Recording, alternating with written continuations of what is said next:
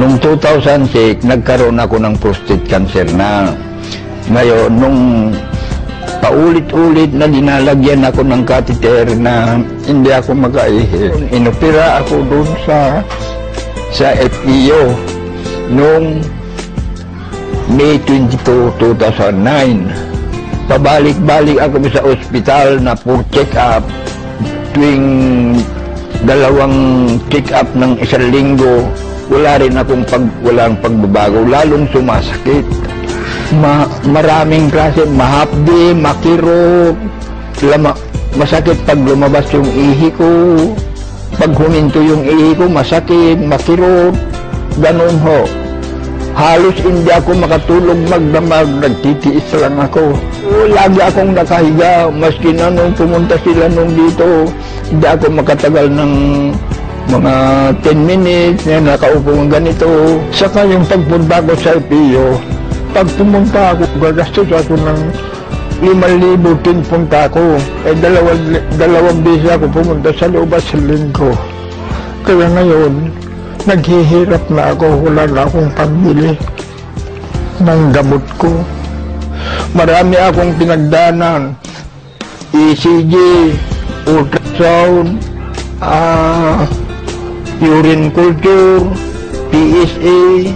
Nung kinukulit ako yung pamangkin ko na mag-take daw ako ng gamot na ito, hindi ko pinapansin. Pero nung talagang mahirapan na ako, sinubukan ko na pumayag ako. Ngayon, binigyan ako ng isang box. Katapos, nung naubos ko yung isang box, medyo gumaang yung pakiramdam ko. Kaya inulit ko na naman, nagpabili naman ako ng isa. Ito, C247, ito ang nagpagaang sa katawan ko, yung sakit ng nararamdaman ko na hapdi, kirot. Dahil po dito ay nakakalakad na ako, nakakapunta na ako yan, nagkapapasya-pasya ako dito sa lubang bahay ko. Walang paldos siguro ito kasi naranasan ko na ito. Kaya may papayo ko, yung may sakit, subukan nila. Walang mawawala.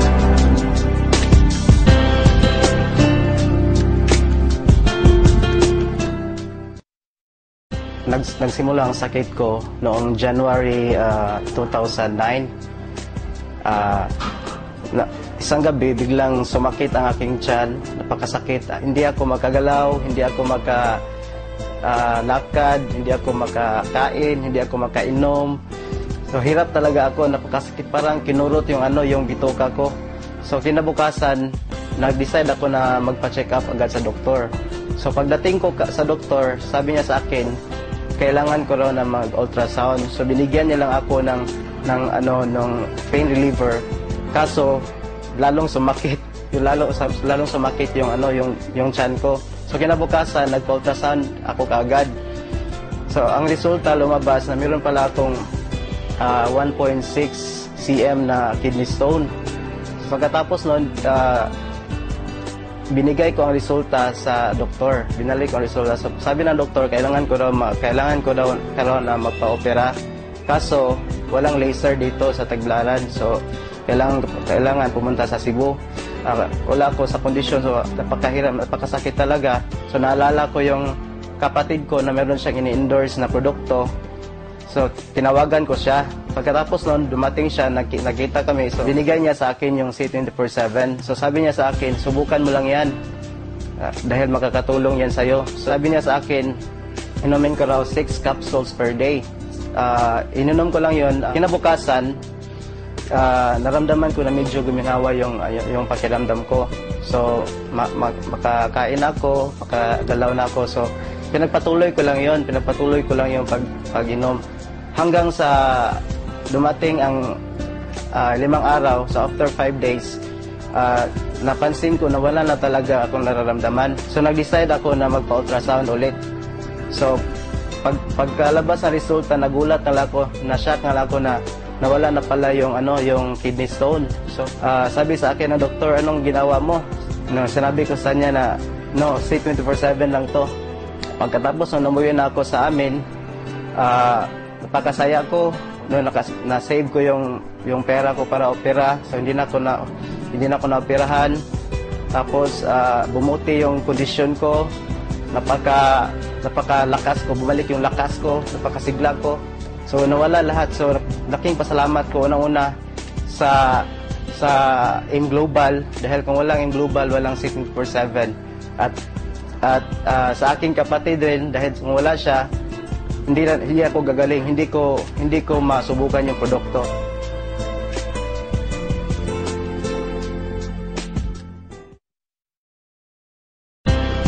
The first time I heard of your product is when his friend introduced it to us.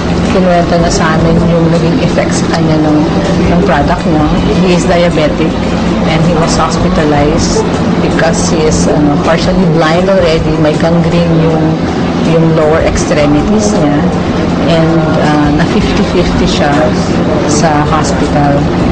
And then, I had to complete 8 capsules a day, yung initial. Yun ang prescribe sa kanya. Ako yung doctor doon daw yung sa kanya yung nag-prescribe sa kanya. It was also a doctor. So, pinascribe siya ng 8 capsules a day.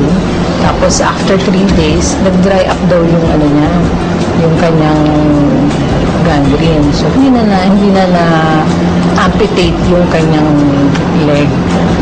And then, we tried the product first. Bumili siya ng leave-in, yung coffee nyo, and then yung complete. So, kasi nung may problem ako sa cyst, I have breast cyst, and then may solid nodule, multiple, and then one of those was a solid nodule na kailangan nang i-operate. Kaya ayoko magpa-opera. So, I tried it. Kasi I saw it dun sa friend niya na ganun yung drastic yung recovery talaga niya. So, I tried it for yung 1 box lang muna. 1 box is 30 capsules lang. I tried it. Yung 1 box lang na yun, inubos ko. Nagpa-ultrasound ako. It turned out na negative na. Hindi na makita nung doctor sa ultrasound yung nodules. Kaya after that, tinuloy ko yung pag-drink ng complete. It was a vehicular accident that happened October 3 in the Anghare, Alabang, Cavite area. I was driving all alone. There was this. I had that accident, and the next thing I knew, wala na akong malay noon. I ended up here at San Juan de Dios Hospital at the intensive care unit. I didn't know what was happening. It was really painful. And then nawalan ako ng malay. But in a way, I was in comatose. He was in the ICU for 9 days. So, wala talaga siyang memory about yung nangyari sa kanya. His brain was swollen. Yung sabi ng doctor, swollen yung brain niya. Ang sabi ng doctor, it will take 6 months daw para makarecover, to remember. Sabi ng doctor. Noon sa ICU, hindi alam nung mga doctors. Pinapainom ka siya nung complete. Kasi siya nakita ko yung effect sa akin. So, binigyan ko siya. Remarkable yung yung recovery niya. Gumising siya. Tapos, nagulat din yung doctor niya sa recovery niya na parang biglaan. So, hindi na siya hindi na nag-operate. Yung doctor, hindi na kinailangan ng operation. Sabi ng doctor, maswerte siya. Saka nagulat din yung doctor na ganun kabilis yung recovery niya. Kasi nag-start na nag-swell down yung swelling sa brain niya. He stayed there for 2 more weeks sa hospital niya. Pero during those 2 weeks na yun, nag-improve yung memory niya. Nakilala na niya ako, alam niya yung pangalan ko, alam niya yung pangalan ng mga anak namin. Pati yung mother niya, alam niya yung pangalan. It started sa mga names. They can even text. Nakatext mo siya nung sa hospital, nagulat kami nung nakatawag siya. Dati nung hindi niya ma-recognize kung ano yung cellphone. Hindi niya alam kung ano tawag dun. Kasi I believe na kaya kahit 2 capsules eh. So, kahit na basta regular lang, na continuous din yung intake niya nun, I believe na makaka-recover siya. Saka dati may complaints of headache. Pag medyo late na during the days, sumasakit yung ulo niya, masakit, saka malabo yung mata niya. Tapos nung C24/7 na yung tinitake niya after a month, January na yun, na-observe niya na hindi na sumasakit yung ulo niya. Tapos medyo hindi na ganun kalabo din yung mata niya. Hindi ako na-surprise na positive yung effect niya. Alam ko na ganun ang magiging effect sa kanya. Kasi na-prove ko na sa sarili ko na nakakatulong sa kanya yun. So, kumbaga, waiting na lang. Yung time na lang will tell. Yun na lang inaantay ko yung time na dumating na makaka-recover siya, na ma-regain niya yung memory niya. Ngayon, unti-unti, after nang nag-take pa rin siya niyan, 3 times a day na, yung C24/7. Well, I'm glad na merong product na C24/7 na food supplement na that can help us, especially my husband, to recover dun sa temporary na memory loss niya. Doon ko lang naalaman na all the time, the reason why I had a very fast recovery, it was because of this product of AIM Global. And I knew for a fact, yes, okay, I should have died. That was given. I should have died. And I know the Lord gave me a second chance in life. The important thing is I'm back. I'm back with my life because of the Lord, and I have a strong life, a new life, very strong and very happy because of C24/7.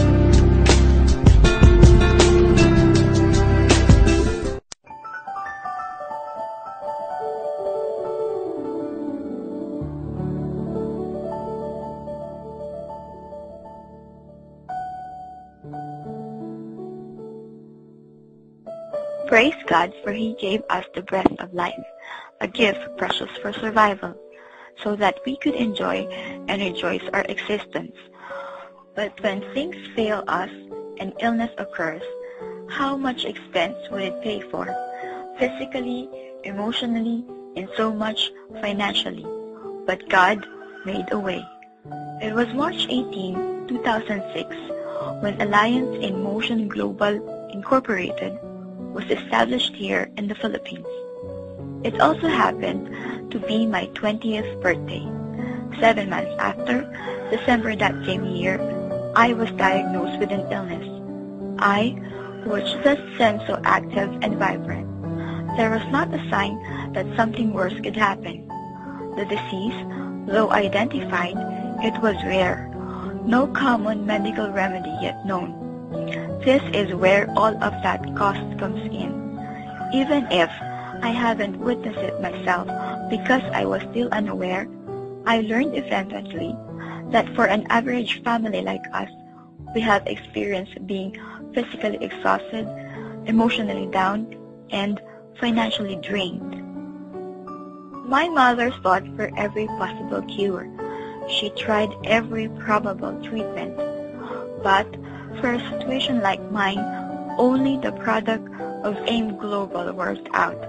The rest of all the other synthetic medicines that we have tried before just wasted effort.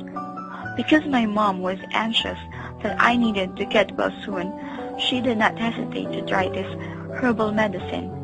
The product, it was formerly alive, then complete, until the one that we know now as C24/7. And you know, it lives up to its name, complete, 24 hours a day, 7 times a week. And if it's so said that God do send blessings in disguise, ours was open to us through the selfless individuals who help us until the end. To it, our deepest thanks to Tatay Edward Hagedorn and his family as well. He is an image of an extraordinary individual who nobly reached down and offered help to people in need with all he had unselfishly, without expecting anything in return. Lesson 1 Family. To Janvi, the spirited youth in you is that same self that moves you to do good by helping others, and your way also to prove that this medicine you've trusted, so others will put their trust to it as well, was all worth it. To Tita Sheila, to all of us whose hearts been touched of her genuine generosity by sharing her blessings. To Dr. Fred and Tita Sheila, the kindness in you can be clearly shown in the family that you have brought up. We thank you for sharing you to us, for helping us to succeed and also to be healed.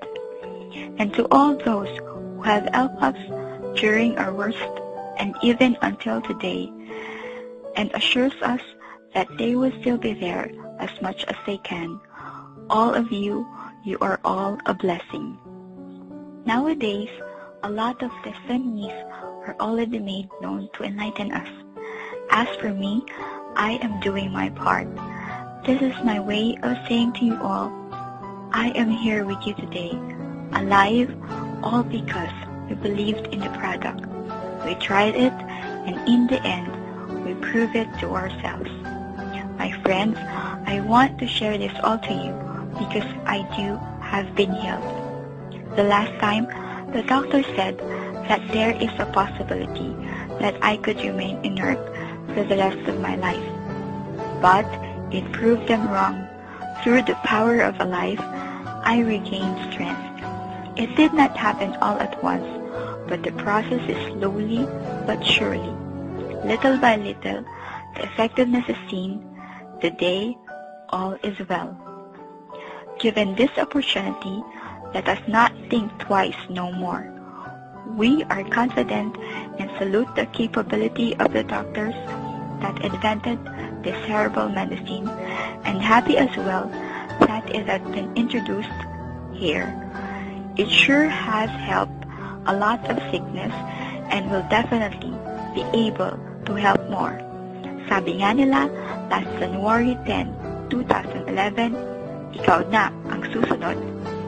Remember that health is wealth. It is one of God's precious blessings to us.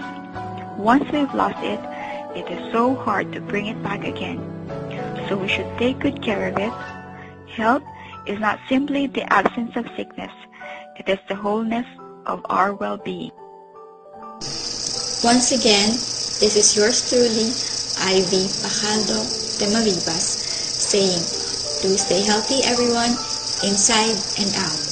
The journey will never end as long as there is a chance. We must grab it and keep on going. I wish you all prosperity, abundance, wellness, peace of mind, wealth, and freedom. Thank you. May God be with us all. Power.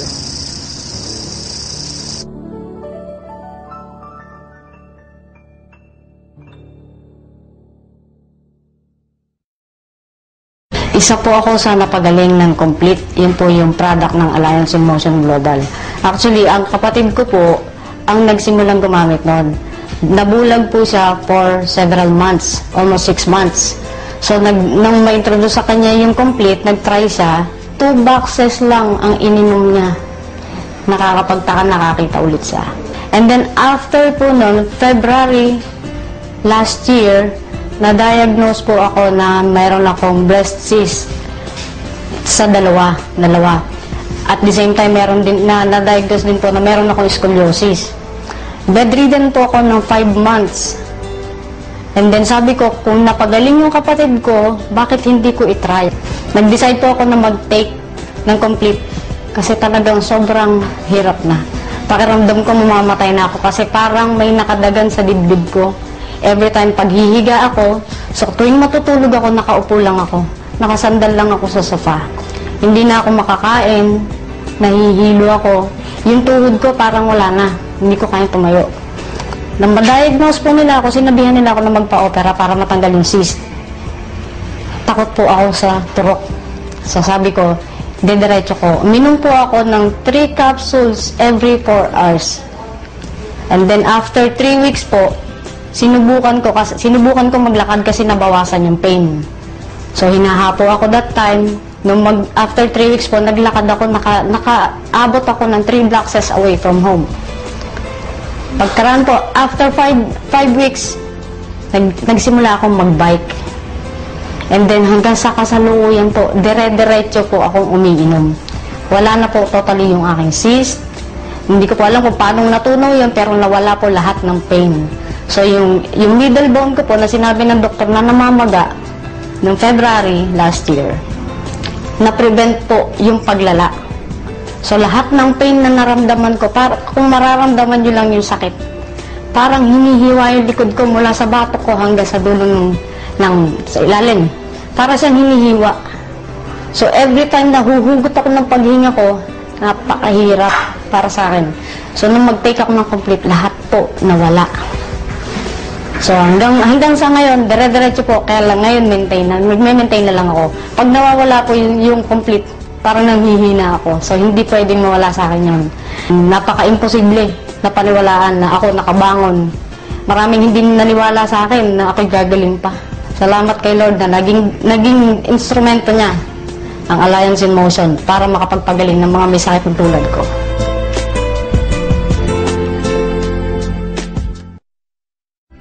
In 2006, I was diagnosed with myoma, 3.5 cm in size. In 2007, I was informed by my doctor that I should be operated on because it might grow bigger. However, I was taking religiously Complete and other AIM Global products. The reason why I did not get operated on last 2007 was because I was afraid to be operated because I had 5 operations, 2 major and 3 minor operations. The family in 2010 decided that I be operated on. So I went to see my doctor friend surgeon, and I was advised that before I get operated on, I should get all the necessary laboratory tests, including ultrasound. So I had the ultrasound in Quezon Martires City last December 2010, and to my surprise, I found out that there is no more myoma in my uterus. With the AIM Global products, I was able to save on my operation, which is scheduled January 11, 2011. Through the products of AIM Global, I was able to find myself back to health and back to where I'm now happy and joyous.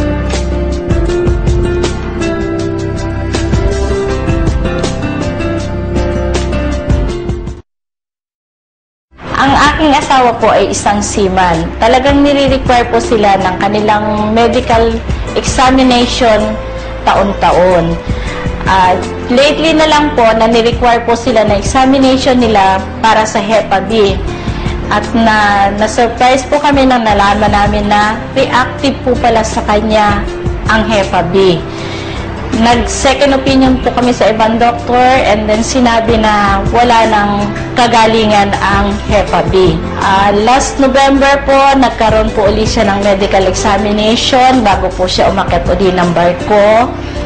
And then sa amin pong pagtataka, bakit po kami pabalik-balik na pinababalik ng doktor at 3 beses po ulit siyang kinuna ng dugo. At nang tinanong namin po ang doktor kung bakit, sinabi po sa amin na non-reactive na yung kanyang Hepa B. Tinanong po kami ng doktor kung anong tinitake niya. At sinabi po namin na complete plus yung white light para po sa liver, and then lately po yung ating C24/7. Naniniwala po kami na sa produkto ng AIM Global ay walang imposible.